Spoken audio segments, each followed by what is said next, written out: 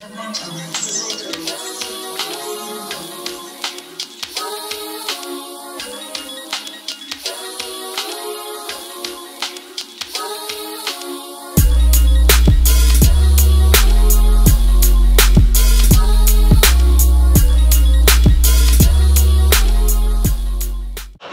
bonjour, pourrais-tu te présenter?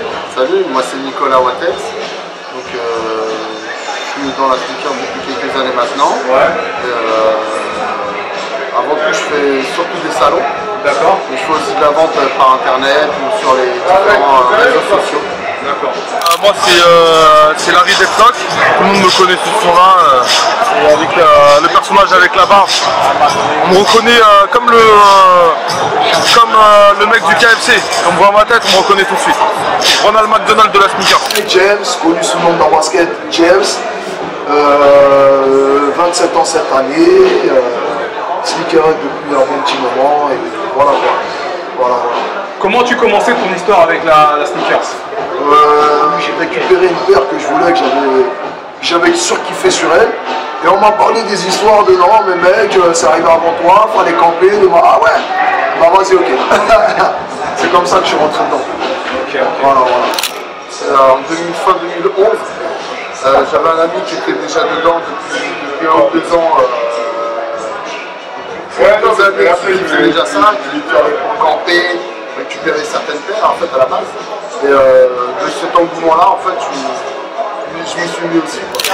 Comme tout le monde, quand on est petit, on voit les premières, dans les années 80, on voit les premières Reebok Pump, les premières Jordan, comme tout le monde en fait. C'est assez basique, on a à peu près la même histoire. C'est quoi l'anecdote la plus folle que tu as eue pour une paire de baskets?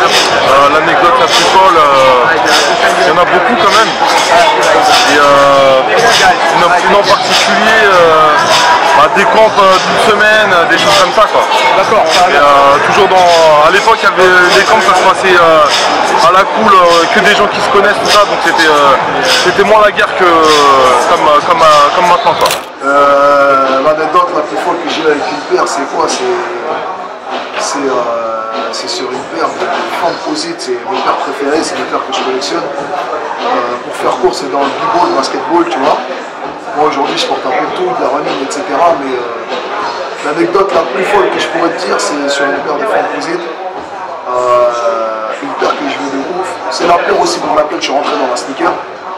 L'anecdote la plus folle, c'est tout simplement que depuis que je l'ai vu en photo, jusqu'à aujourd'hui, que je suis un gros sneakerhead, et ben quand je me couche, je prends mon téléphone, je la regarde, et je me dis un jour je t'aurai sale pute. C'est ça mon anecdote la plus folle. Et quand je l'aurai, dans un événement comme ici, vous allez tous m'entendre crier. Voilà, c'est juste ça.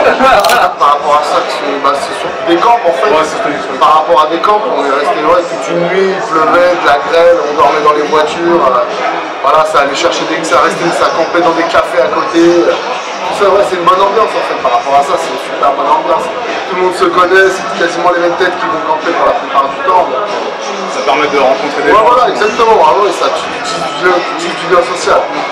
Et quel est ton regard aujourd'hui sur le marché de la basket? Parce qu'il a évolué quand même par rapport aux années, ces 5 dernières années. Moi, voilà, exactement. Moi, depuis que j'y suis en 2012 maintenant, ça a doublé, triplé de volume au niveau des exposants. On a commencé dans une salle, la salle elle fait à peu près un quart de cette salle-là. Maintenant tu fais x3, x4 au niveau des exposants.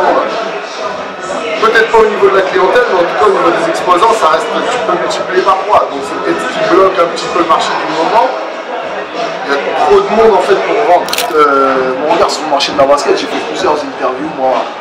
J'ai eu la chance de faire plusieurs interviews avec plusieurs sites internet, plusieurs petits trucs, et je dis toujours la même chose, tu vois, ce qui me fait mon vrai regard sur la basket aujourd'hui, c'est qu'il y a des vrais passionnés. Malheureusement, c'est devenu un business comme dans tout, tu vois. Tout à fait, ouais. Il y a du profit, il y a des choses, c'est normal à partir du moment où il y a de l'argent, mais ce qui dégoûte le plus, c'est mon regard sur le marché de la basket, il me dégoûte un peu sur les nouveaux à peu près sneakerheads, tu vois, il y a beaucoup de choses, il y a beaucoup de gens qui ne respectent pas, on va dire, c'est comme le rap à l'ancienne, tu vois, le respect dans la sneaker par rapport à une paire, aujourd'hui il n'y en a plus. Tu vois, aujourd'hui, Aujourd'hui, des mecs qui arrivent, comme on dit que c'est les plus influents du monde, comme Kanye West, il va te sortir une paire de baskets, ça va mettre une gifle à des gros classiques à toi, tu vois. D'accord, ouais. Aujourd'hui, mon marché de la basket, moi je le vois comme ça. Il dégoûte un peu, mais il faut savoir s'adapter avec son temps. Bah, le marché il a explosé. Là, tout le monde est à fond sur la sneakers. Le marché il a vraiment explosé, vraiment grave, quoi. Que penses-tu d'un site fédérateur comme Sneaker Era? Sneaker Era, en fait, c'est un site où l'idée, c'est de réunir justement tous les acteurs, ou tous les vendeurs plutôt de basket, que ce soit particuliers ou professionnels, afin de faire des échanges et de la vente. Ouais, de toute façon, de toute manière, ça peut que aider au développement. Hein, de toute façon.